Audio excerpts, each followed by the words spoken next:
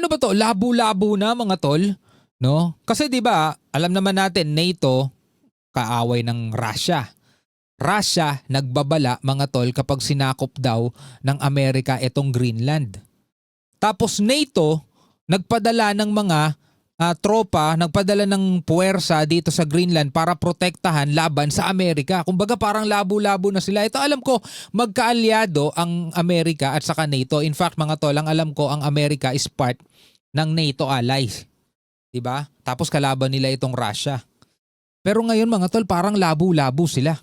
No? Kasi 'di ba ang US gustong sakupin itong Greenland. Gusto niyang sakupin, sabi nga gano'n ni Trump, easy way or hard way. Gagawin daw nila yon kasi pag hindi nila ginawa na i-take over ang Greenland, i-take over daw yan ng Russia at saka ng China. Kaso ang Greenland, ang Denmark mismo na kumokontrol dun sa Greenland, ayaw nilang magpa-under sa Amerika. So ngayon merong balita tayong panonoorin mga tol. Sabi rito, hand over Greenland to US by June 1 or parang nagbigay ng ultimatum mga tol si Trump. No? Mukhang magkakaroon ng matinding labanan mga kapatid. No? Samahan ninyo ako pag-usapan natin to. I'm just a young nigga chillin' on it. First time I seen ice was a Alright, magandang araw sa inyong lahat mga tol. No, meron akong napanood o nakita na balita mula rito sa Times of India. Hindi ko ikukumpirma kung tama to pero panonoorin naman din kasi natin eh. Sabing ganun sa title, hand over Greenland to US by June 1. Aba, nagbigay na ng date mga tol. By June 1, 2026. Or Trump's huge ultimatum and threat to Europe. Diba, magkalyado yan mga tol, Amerika at saka Europe. Silang dalawa ba ang maglalaban? Diba, puwersa ng NATO at puwersa ng US? No? Sabi rito, in a shocking development, US President Donald Trump has set a June 1, 2026 deadline for what he calls a complete and total US takeover of Greenland. Naku po. Well, bago natin to simulan pag-usapan mga kapatid, syempre huwag mong kalimutan mag-subscribe. Click mo na rin ang notification bell para ma-notify ka whenever na may mga bago tayong reaction video tulad nito. At kung ikaw naman ay nasa ating FB page, syempre huwag mo rin kalimutan mag-follow and like. Nasa 237,000 na po tayo. Maraming salamat sa ating mga bagong followers. Alright, panoorin natin tong balita mga tol. U.S. President Donald Trump has set a June 1, 2026 deadline for what he calls a complete and total U.S. takeover of Greenland. Complete and total US takeover of Greenland. June 1, 2026 mga tol. Kalahati ng taong to. So yun yung binigay niyang ultimatum o deadline na kailangan by June 1, 2026 ayan na yung total, complete and total US takeover of Greenland. Easy way or hard way?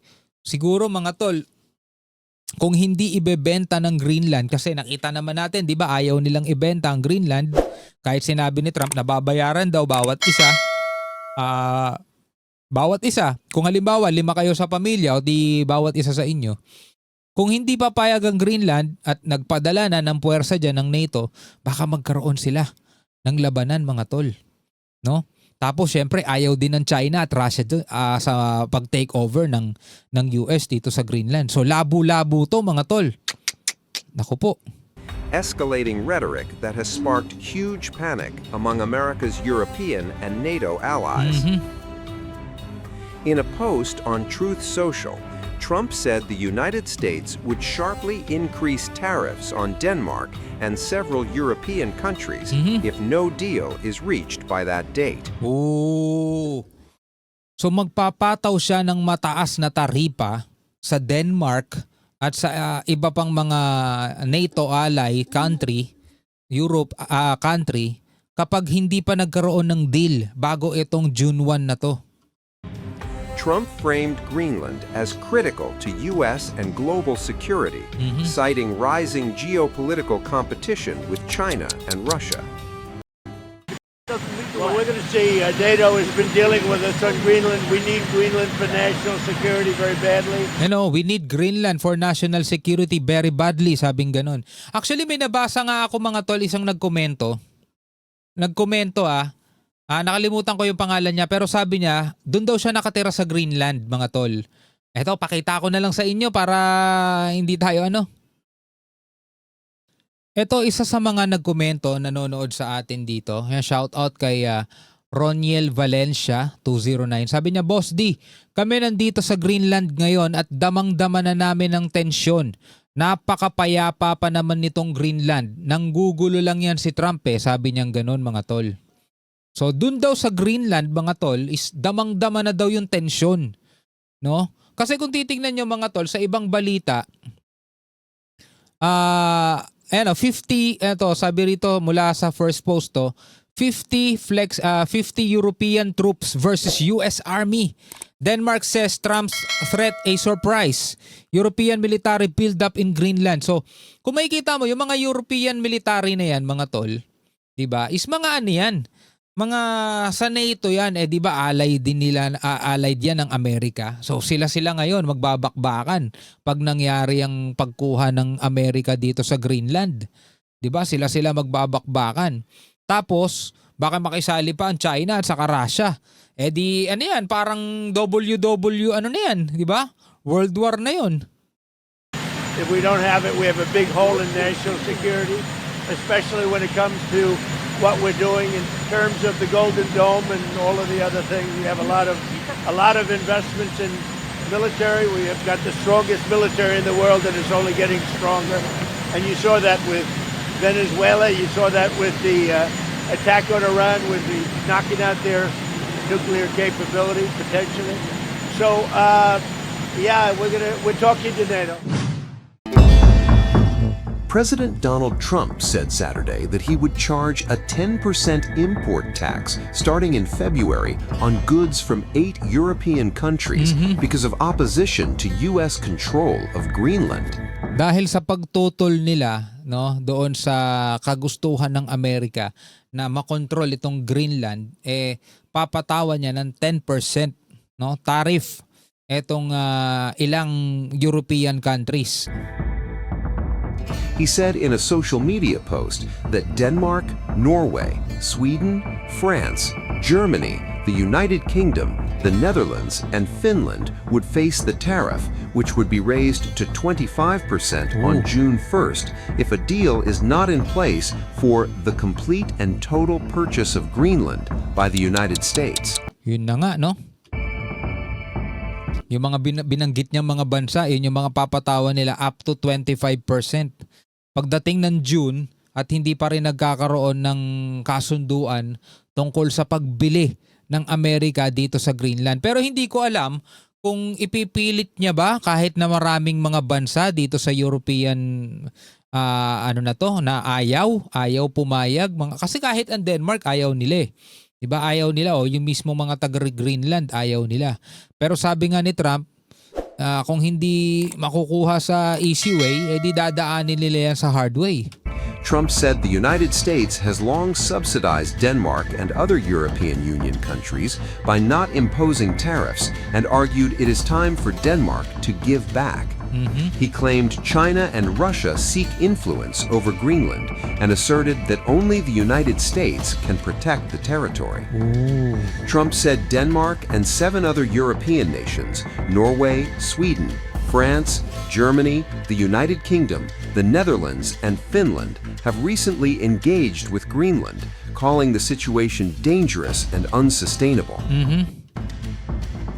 Earlier, hundreds of people in Greenland's capital braved near-freezing temperatures, rain, and icy streets to march in a rally on Saturday in support of their own self-governance in the face of threats of an American takeover. Sumugod sila sa embahada ng Amerika doon sa Greenland. Tutol talaga sila dito sa pag-take over ng Amerika dito sa kanilang bansa. The Greenlanders waved their red and white national flags and listened to traditional songs as they walked through Nuuk's small downtown. Some carried signs with messages like, "We shape our future," "Greenland is not for sale," and "Greenland is already great." They were joined by thousands of others in rallies across the Danish kingdom. The rallies occurred hours after a bipartisan U.S. congressional delegation in Copenhagen sought to reassure Denmark and Greenland of their support following U.S. President Donald Trump's threat to punish countries with tariffs if they don't back the administration's stance that the United States should take control of. So yun na nga mga tol, no? Nagbigay na nga ng ultimatum itong si Trump na hanggang June 1. No, hanggang June 1. Pero bago pa man siguro yung June 1 na yan, baka hindi niya napaabuti ng June 1 yan, no? Baka magulat tayo, bigla na lang aatake tong Amerika. Pero hindi rin naman siguro kasi ang makakalaban niya rito mga NATO forces, no? So sino ba mas malakas, NATO o US? Ano sa tingin ninyo mga tol? No, kasi nga sa ibang balita kung mapapansin ninyo, yung ibang mga bansa mga tol, kung isa-search ninyo dito sa YouTube o kahit sa ibang social media, nagpapadala na sila ng kanilang mga puwersa, mga troops dito sa Greenland. Kasabay yan mga tol o sa gitna ng banta ni US President Trump na pag-take over dito sa Greenland. Pero hindi natin alam mga tol kung ito ba'y meron silang ibang pinaplano o binabalak mga tol. No? Pero kung hindi man at totoo talagang alam mo yun, magkakasagupa sila dyan, di labo-labo sila dyan. Kasi nga, dapat magkakakampi tong mga to. Ang kalaban nila, Russia at saka China. Pero dito, kung sila maglalaban-laban, tapos sabi pang ganun ng Russia, baka mauwi pa sa end of the world kapag sinakop ng Amerika itong Greenland. Ako po, medyo hindi maganda ang hinaharap nating lahat. Kapag etong mga bansang to talagang nagkasagu-sagu pa tong mga to. Well, sana hindi. Itong ating reaksyon at komentaryo ay batay lang naman sa ating mga napapanood mga tol, no? Batay lang naman ito sa ating mga nakikitang laman ng balita. Pero sana syempre hindi mangyari o hindi magkatotoo matuloy itong ikatlong laban ng pandaigdigan kasi napakasarap sanang mabuhay sa daigdig, no? Ano sa tingin ninyo mga tol? Pwede kayo magbigay ng komento sa ibaba. Hanggang sa muli, ako nga pala si Shobaldi. Peace out.